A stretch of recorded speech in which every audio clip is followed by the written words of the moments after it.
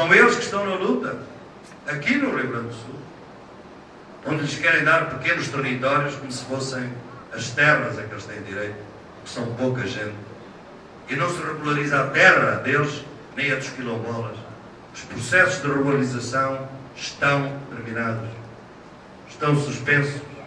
E o próprio governo estadual tem alguma responsabilidade. E como sabem, sou um grande amigo do Tarso Genro e ele é um grande governador.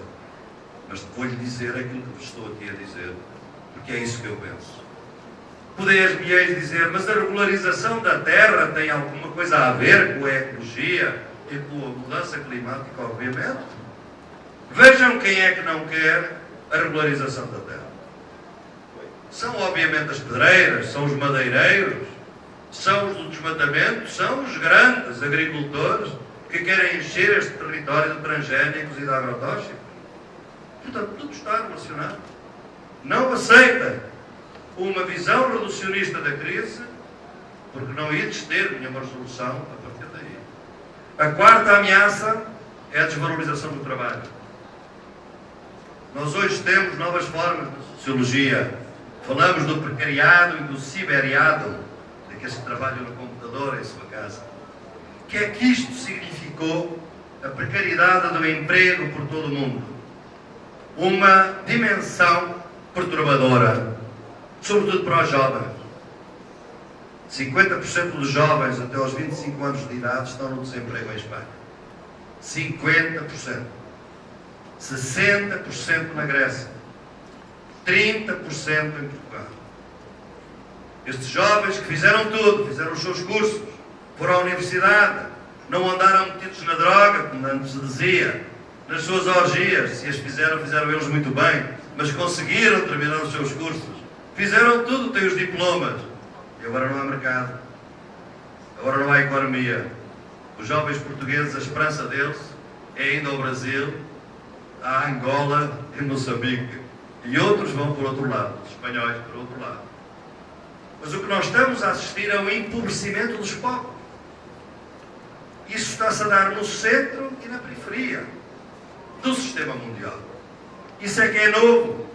Porque para a nossa teoria nós sempre entendemos que, obviamente, os ricos são ricos porque os pobres são pobres. Os ricos do norte e os pobres no sul. O problema é que agora temos muitos pobres também no norte e temos muitos ricos no sul. Portanto, nós não estamos a passar de uma situação de países ricos para países pobres, para uma distinção entre países com ricos e com pobres. Uns com mais ricos, outros com menos ricos. O Carlos Slim do México tem tanta riqueza quanto a 45 milhões de mexicanos. Isto é terrorismo da desigualdade. Em democracia, que o homem, ainda por cima, recebe condecorações por todo lado. Portanto, o que é que nós estamos a assistir? Deixou de se fazer uma distinção entre trabalho pago e não pago. Quais são os trabalhadores hoje que são capazes de distinguir bem? Aqueles que têm carteira assinada, mas são cada vez mais uma minoria. Os jovens já nem sabem. Trabalham em casa, trabalham no emprego, trabalham no transporte, trabalham de dia, trabalham de noite. Onde é que está a diferença entre trabalho pago e não pago? As mulheres, que sempre tiveram isso, estão agora numa situação ainda mais grave. O que é trabalho pago e o que é trabalho não pago? O que é o trabalho assalariado e o tempo livre? Os tempos livres, quando existem, estão todos colonizados pelo consumo. Os jovens saem do trabalho, aqueles que o têm, e as pessoas de certa idade, onde é que passam o seu tempo? Nos centros comerciais. Ou seja, alimentar o consumismo para poderem depois ser produtores. Portanto, estamos perante sobreexploração. Eu não vou entrar nos detalhes técnicos disto, porque nós tratamos isto como o regresso da acumulação primitiva originária. Nós estamos a assistir a formas de exploração do trabalho, que eram as formas que se dizia no início, com Marx, no século XVIII, século XIX, que eram as formas de grande violência. Expulsar os camponeses, expulsá-los para virem para as cidades para terem trabalhadores. Isso foi uma exploração ilegal pela violência. Qual é a diferença entre isso e os trabalhadores do meu país, eu próprio, que de um dia para o outro perdemos os subsídios e de férias, perdemos pensões e perdemos uma porcentagem do salário? Isto é roubo. Roubo. Roubo do Estado. Terrorismo do Estado. Em democracia. O quinta ameaça é a criminalização, é a comercialização do conhecimento.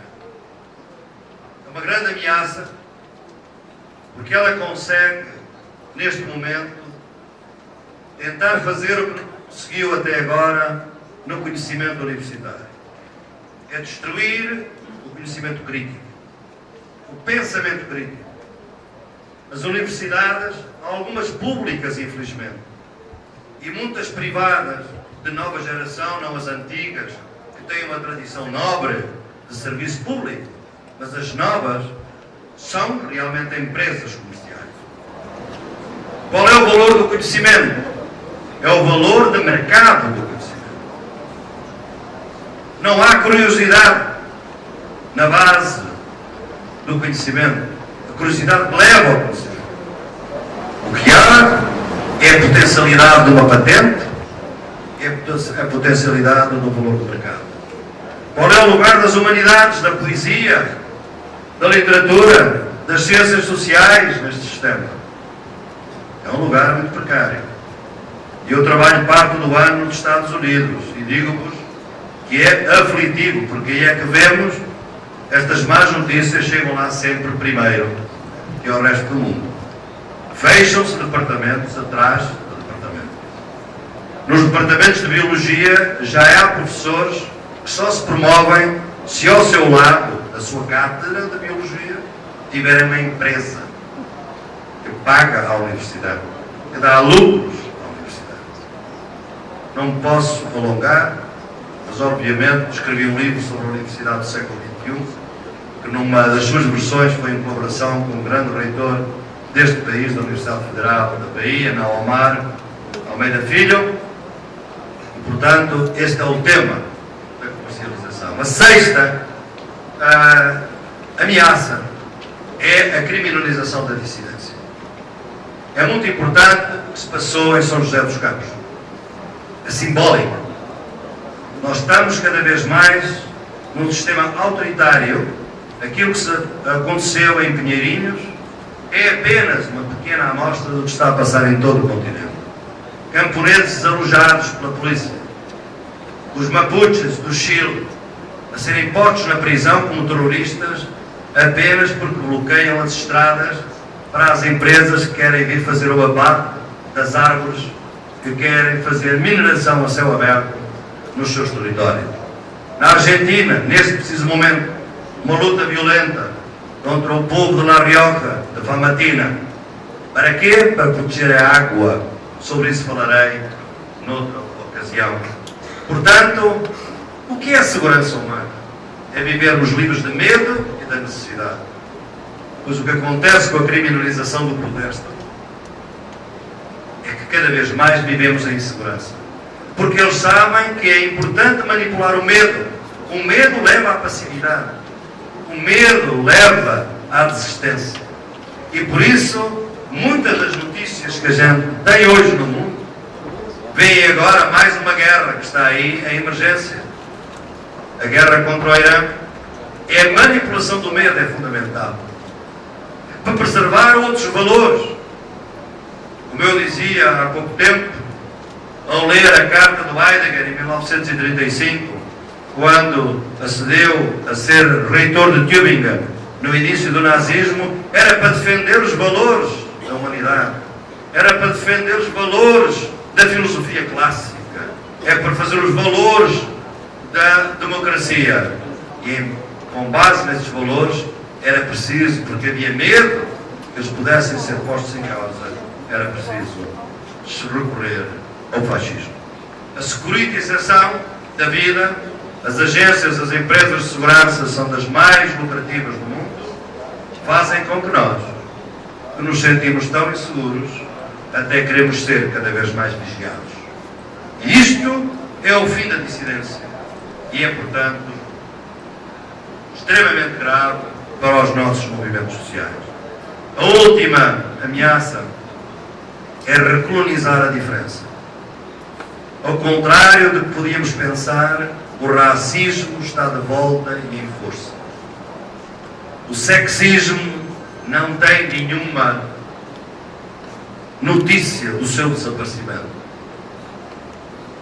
A repressão da diversidade sexual está mais forte que nunca, através das novas ortodoxias e fundamentalismos religiosos que proliferam neste continente, como proliferam em África, como proliferam na Ásia. Portanto, nós que temos lutamos contra o colonialismo, e o português foi até muito tarde, pessoas como eu ainda puderam lutar contra ele, sabemos que as independências não foram o fim do colonialismo. O colonialismo está presente nas relações sociais. Não basta lutar pela igualdade racial, é preciso lutar contra o racismo, contra a indiferença que hoje essas diferenças fazem e que nos impedem de pensar o outro como verdadeiramente igual, nosso e solidário. Portanto, ao contrário do que nós pensávamos, a diferença está a ser recolonizada. E nós, nas nossas universidades, nos nossos centros de investigação, temos ciências sociais totalmente recolonizadas. Nós continuamos a dizer que a primeira universidade foi Bolonha, quando ela foi Timbuktu, na África. Nós continuamos a dizer que a filosofia vem da antiguidade grega, quando ela nasceu em África e no Oriente Médio. Nós continuamos a dizer que os sociólogos mais importantes são Durkheim, Max Weber e Marx, quando um dos mais importantes viveu no século XIV e é Ibn Khaldun, um grande historiador e sociólogo muçulmano do norte da África. Nós continuamos a dizer aos novos estudantes chineses, que estão na minha universidade em Madison, já são quase a maioria dos estudantes, que o excepcionalismo dos Estados Unidos e da Europa foi a Revolução Industrial. Então não houve Revolução Industrial na China. Então como é que os nossos reis na Europa até 1830 se vestiam com roupa chinesa?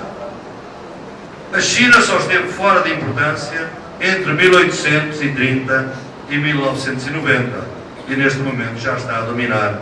Que tempo é esse num país de uma cultura milenária? Foi humilhada pelo imperialismo europeu no século XIX. Está hoje a ser, obviamente, a regressar ao seu lugar.